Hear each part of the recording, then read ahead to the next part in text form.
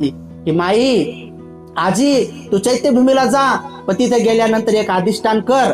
आपल्या बाबाच्या त्या अस्थी पुढे एक अधिष्ठान कर, 3 प्रदक्षिणा घाल आणि तिथं सांग की बाबा तुम्ही दिलेल्या 22 प्रतिज्ञा मी कटाक्षानं पाळीन, आणि आताच्या आताच इथं बाजूलाच पगोडा आहे, तिथं भगवान बुद्धाच्या अस्थी आहेत पवित्र, तिथं जाऊन मी थोडं ध्यान करून येईन, असं अधिष्ठान कर, असं त्या भल्या माणसाने सांगितलं. आणि म्हणून उपासक आणि उपासिकांनो, अनेक लोक भटकलेले आहेत, अनेक लोक वेगवेगळ्या मार्गाने चाललेले आहेत, परंतु आपण महापुण्यवान लोक आहोत की बाबासाहेबाच्या पुण्याईनं आपण या मार्गाने आलेलो आहोत. आणि कुशीतले बाळ तर किती किती महापुण्यवान आहेत की त्यांना 3 रत्नाची शरण कुशीत असताना, पंचशील त्यांना कुशीत असताना, चिवरदानाची संधी त्यांना कुशीत असताना,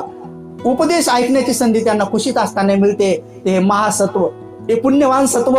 जे असतात ते या मार्गाने आल्यानंतर, मनुष्य लोकात आल्यानंतर ते अनेक अनेक अनेक जन्माचे पुण्य साठ्याला घेऊन येतात आणि ते नंतर आपलं भलं करतात, माता पिताकडच्या दोन्ही कुळाचा उद्धार करतात. एवढंच नाही तर जे गरजू आहेत त्या गरजूची गरज पूर्ण करतात, ते बिचारे जे अनाथ आहेत त्या अनाथांचा नाथ बनतात, जे बिचारे आंधळे पांगळे आहेत तर त्यांचे लाठीकाठी बनतात, जे बिचारे वृद्ध आहेत त्या वृद्धांना आधार देतात. अशा प्रकारचे ते सत्व बनतात. ते स्त्री असो का पुरुष असो, ते गरिबांना मदत करतात, ते भिक्खू संघाचा मान सन्मान करतात, आदर सत्कार करतात आणि बुद्धाने सांगितलेल्या दानशील समाधीचं